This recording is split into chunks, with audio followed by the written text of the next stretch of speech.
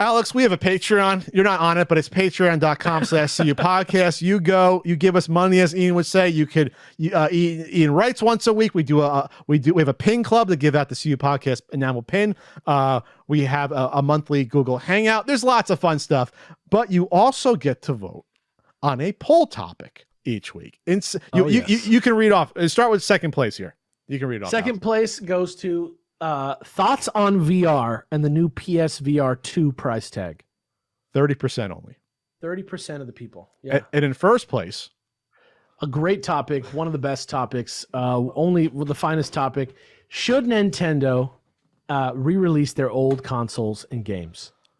Take it away, Alex. So before you take it away, we first discussed this. We've been discussing this on and off now for about 6 years. We were like on the other side of the world talking about We were in Santa Fjord in 2016 at 11 o'clock at night when it's still light outside on the street. This is before the NES Classic came out, I believe. Yeah. I think they just announced it, and that's where That's why we were talking about it, yeah. The NES Classic had just been announced in like, what was that, June or whatever, or May of like... selling out like, it was like amiibo level fever, right? Like it was crazy. Well, it was going to get to that point. We didn't realize it. But what did you ask me at the time? What did you say to me? All right. On the streets of Norway. Here's the actual pitch that I made you, like business pitch, like Pat's that like Nintendo exec. Here's what I said you should do. Put out, just literally remake the Nintendo Entertainment System.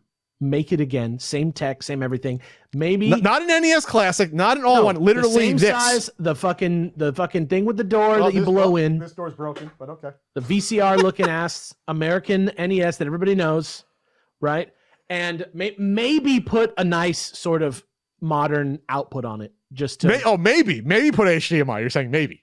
I think the HDMI is probably like pretty good and something that we could say now, but like maybe like just to get it onto the good TVs. Okay. And I think 10 like probably not the black box games, but like 10 games that like have the same purpose as the black box games, which is to provide a range of very enjoyable and like famous titles for the system as a sort of jump start So you're talking like market. Golf and Clue Land and Donkey Kong, but not like Legend of Zelda. No, I'm saying literally forget about like literal black box games. I'm just thinking like early releases that are like a stable of games. You want to have like Mega Man, Castlevania, Mario, Zelda. Okay. You know, you want to put out like the biggest games on the system for the average Joe gamer, not for we've seen the void. We know about Nintendo. We've been thinking about Nintendo nonstop for 30 years. But for Johnny on the street, Gen Z Johnny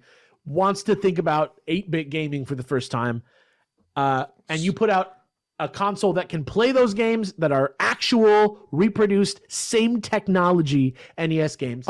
And the new console plays the games that you buy at Retropalooza. So your sales pitch is that Nintendo goes back and reproduces like they did 35 years ago. The old toaster, not even the front loader, which gets rid of all the issues. Nobody's gonna look at that and even know what the fuck it is. You got to have the one that everybody knows. Can we correct the blinking light issues at least and all the bullshit? Yes, we can correct it. Okay.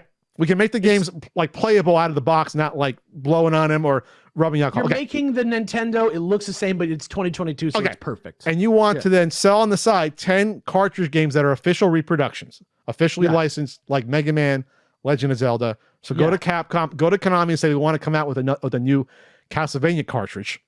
And after they say, are you joking, Nintendo? You want to actually do that. Nintendo... And in 2022, they would not ask Nintendo if they were joking. They would say, how much money do we get?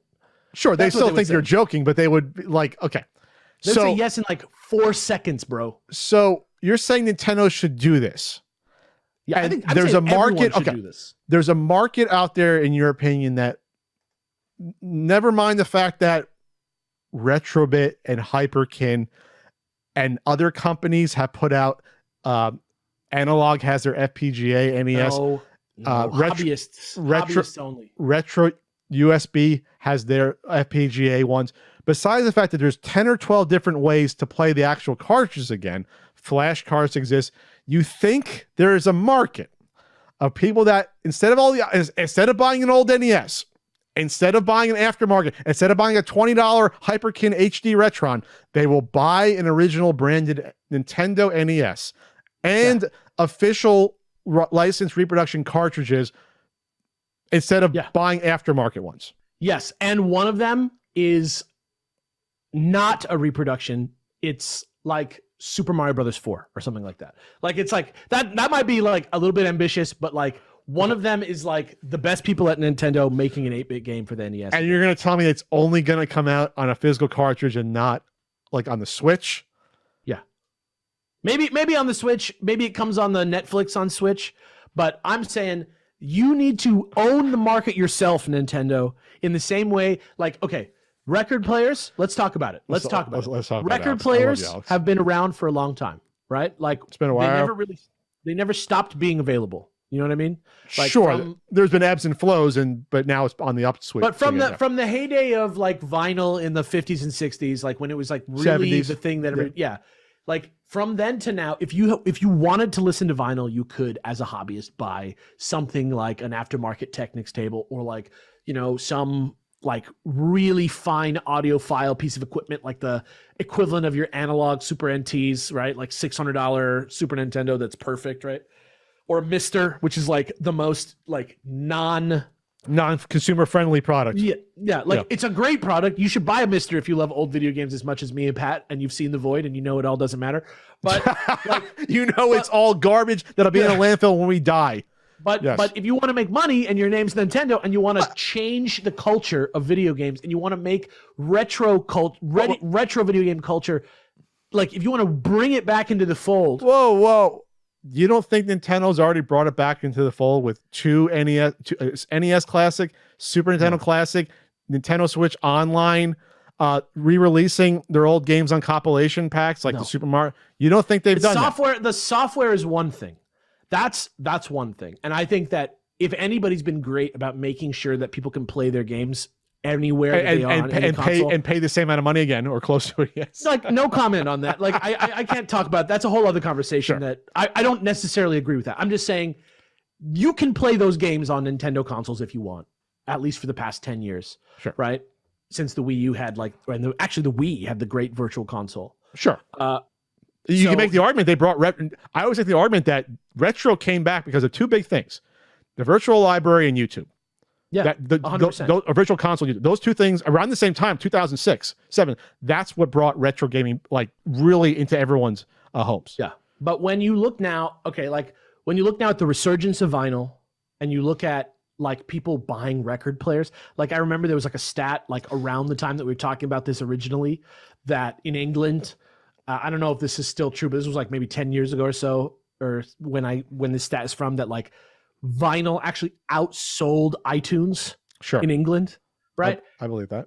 The thing about YouTube, and this is what you're saying, right? Like the virtual console stuff and YouTubers who are telling you they're like the first tastemakers of like modern retro interests, right? The scene of retro, once it became retro, they're like the tastemakers. People like James, people like you who have been doing it for a long, long time, right? But the difference between you and the person watching you is that you have all this stuff that while, yes, it's out there in the world and they can go get it, you're like the dude that works at High Fidelity, except it's like before people started putting out current records on vinyl again. I get it. But like you can be satiated in so many different ways, obviously. You can buy a crappy RetroPie and throw ROMs on it.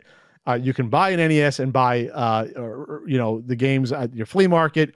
We're talking about 10, 12 years ago, the games were pennies on the dollar versus now. So you were satiated that way. So you're looking for that lapsed person that has not gone back into it, is not a collector. Like 99% of all gamers is who that person is, though. But something like the NES Classic comes out, they sold 3 million of those total, I believe. I think it was 3. It was 2 million, they made another million more. Then the Super Nintendo Classic, I think they sold 4. Yeah, but that's not a hobby. So you're trying to create a hobby. You're not trying to sell games anymore. You said you want to make a hobby. I'm saying Nintendo's business is selling games, though. Like, they're selling games. They would sell. They would console. This is simply a product to get you to buy games. Like if they could sell you games without a console, they probably would. A rising tide raises all ships, right? And if Nintendo sells a new Nintendo, and that's like available. You know what I mean? Like if you can get that, even if it's like, you know, Nintendo Wii available, like where it was like kind of hard to get for a little while there, but eventually, like that is going to be enough to like satiate most people, and a lot of the people that are going to buy it are going to be the same people that bought the Nintendo Classic. And I wish there was a piece of spyware in that console that could tell you how much people actually play those fucking things. The NES Classic? Yeah, because let me tell you, there is no way that people play those things. Like, well, then what's your argument that if they don't play the NES Classic, they're going to buy a new NES and pay $56 for one game? The hobby is now when you give them the little baby collector's kit and you show them like, see how cool it was, see how neat it is to put it in, see how cool it is to do this. Like you're creating like this one that people can buy, and you're raising the analog NT as this competitor that's like, I want to be part of the game collecting. You're saying like, you know, it creates the market that all those things could thrive in. But right now we're keeping it a esoteric sort of like, it's kind of like comic books right now. The retro game market, where you have to have 50 years of knowledge to like even get started. You have to be such a lifer. I understand that, but I think you're taking for granted the price proposition to get people into this. So you have to sell them an NES that's going to cost whatever. Nintendo will sell. My turntable was $200. Okay, Nintendo would not sell that for $40. They sell a new NES for $150 or $120. We'll say $120.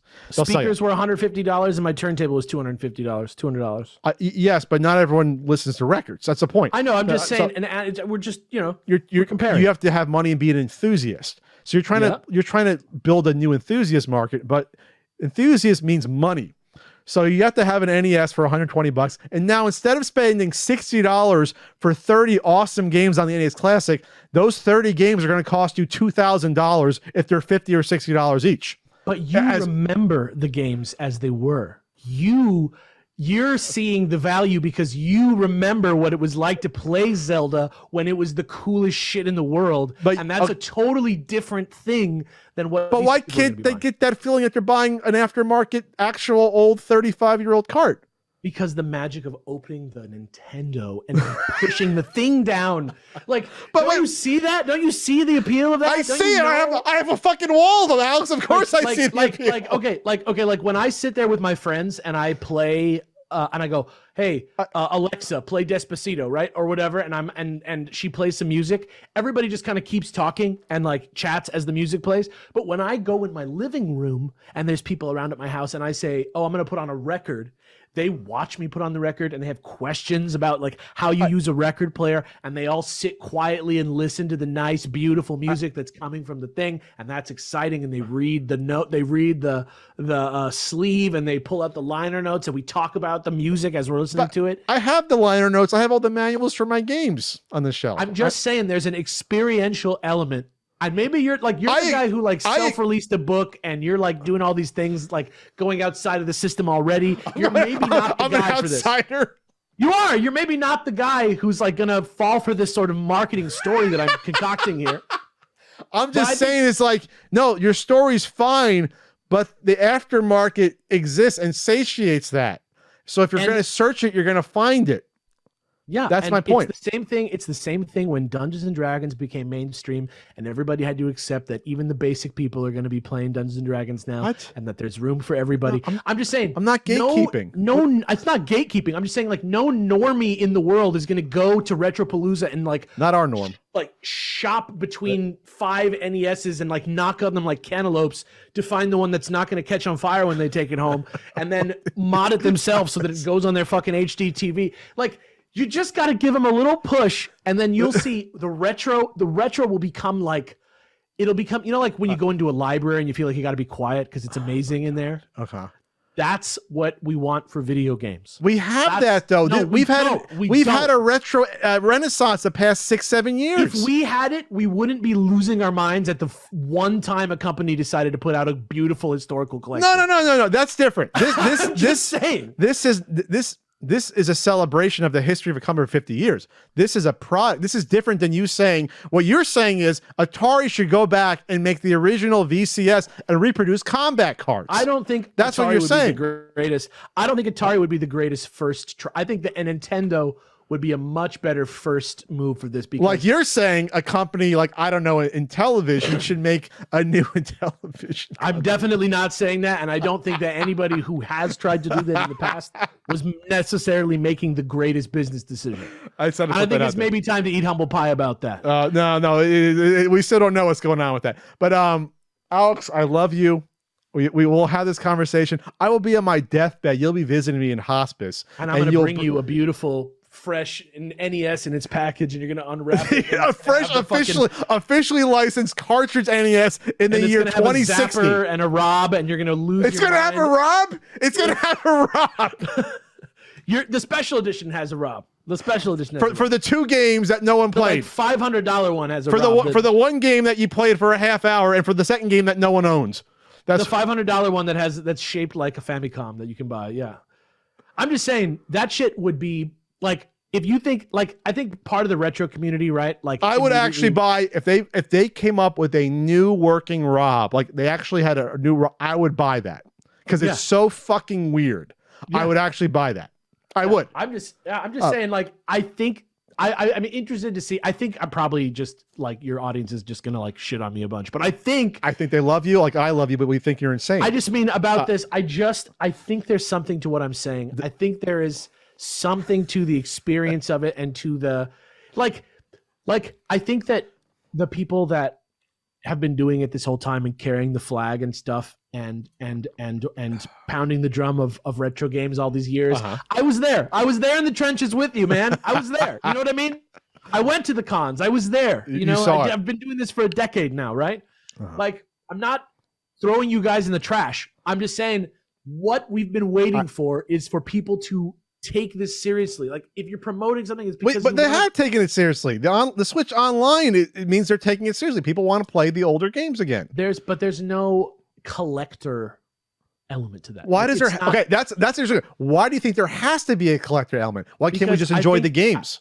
I think part of the reason that the used book and the used record trade works so well and is so enjoyable. What do you mean works so well? Nintendo makes more money than all the record stores and used bookstores in the world combined. What are you talking about? Yeah, but used books have been around for 5,000 years. Well, because books have been around forever. What do you mean? But that's what I'm saying. Like, they're still around. I'm just saying, like, the reason that these things are like things that will be around forever and not video games, which some people are still convinced are like a fad. Even though they've been no. Games will be around forever. It's the newest entertainment medium. It'll be, well, you don't. Maybe. No, well, you know, like, who knows? But I'm just saying, like, right now we're finally passing the point where people are conflating video games with tech advancements all the time.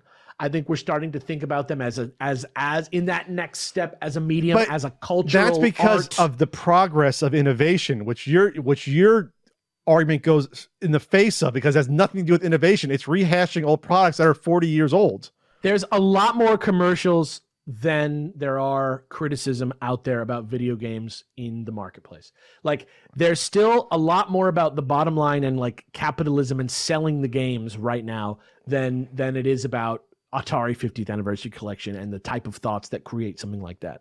And I'm just saying that releasing your old consoles and games is not a financially like unsound idea for Nintendo. Like, we all know that if they put this out, it would sell out before it was released. We know this. I would argue that it would have to be based upon the price, the audience, and what, because if they said $200 for a new old NES and they made 3 million of them, I don't know if it would sell out versus the NES Classic. And it plays all the games and it connects to your HD. I don't know if it. I know the size of the retro game market for this stuff. It's not big, Alex. I know, but I know you want to. I know you want to get into you want to bring in other people. There's a reason. There's a ceiling. There's a reason. There's a ceiling. Because there's no new Nintendos, dude. That's why.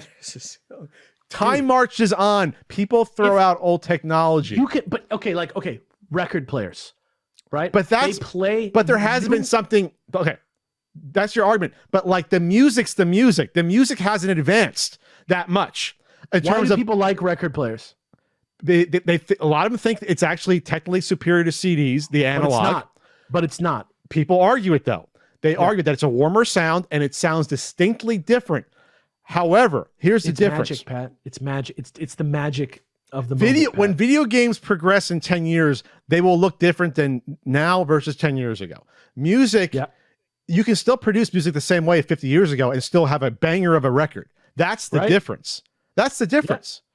Yeah. And I think part of the reason for that is because we haven't been using record players. I mean, we have been using record players, and we haven't been using Nintendos this whole time. Okay. And if we had been, and if you could put out a Nintendo game today, because there is a Nintendo on the market, that maybe more people would buy the damn game. So you're still saying we still would be playing Pong if we were still putting out an old console to play Pong on. That's what you're basically saying.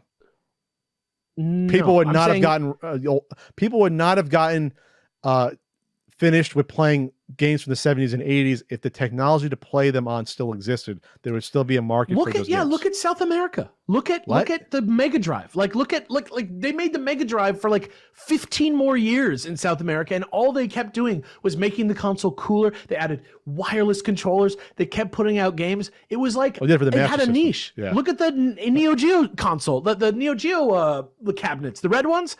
Those things far outstripped technology because they were awesome and they were a thing, and people just got used to them being a thing. Okay. And so when you go get pizza, you want to play Metal Slug. You don't want to play Tekken 8. You want to go. Well, some people want to play Tekken 8. Some people do, and they're not doing it at a pizza place. You know what I mean? Everybody wants to go to the laundromat and play Samurai Shodown. I actually think what you just said was the only thing that actually made sense business-wise. But now it's Saudi blood money that owns Neo Geo, unfortunately. That's like the saddest thing in my life right now. If they came out with a new AES, because they had that Neo Geo X bullshit 10 years ago that I don't even know what the fuck it is. It's a Switch, kind of. No, but it's all just games on a fucking SD card. It's ugly, yeah. If they came out, I think this would sell because Neo Geo people are insane, but you would not increase the audience. A new AES, because they did not make a ton of AES, especially North America. A new AES that played cartridge games and the ability for the MVS ones, that would be a product. It's too nerdy. That would be a product. That I would buy. I would be more excited about that than this. That Nintendo. Would be because then people would have to buy consoleized Frankenstein MVS board, and people that would be interesting. That should be a Q&A for the future. I would be more excited about that as an enthusiast, as a deep state gaming enthusiast. I would be more excited about that. I love you.